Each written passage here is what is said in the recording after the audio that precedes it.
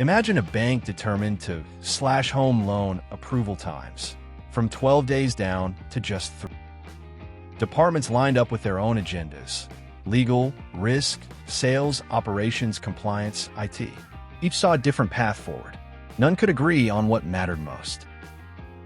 Amidst this chaos, the product owner stepped in, bringing focus.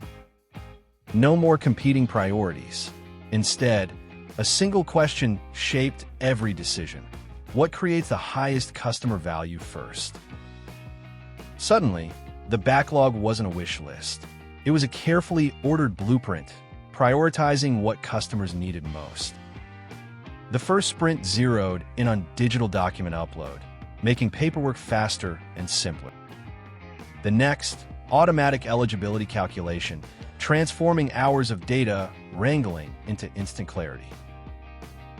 Then, rapid integration of credit scoring, cutting through delays and uncertainty. With each sprint, value started reaching customers sooner, step by step, week by week. No massive wait for one big launch, just consistent progress and real results.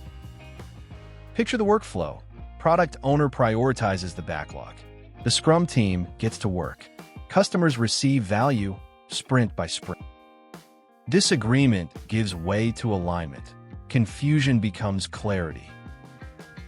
Now, shift to telecom, a sector notorious for shifting requirements and tight deadlines. Here, the Scrum Master's leadership is key.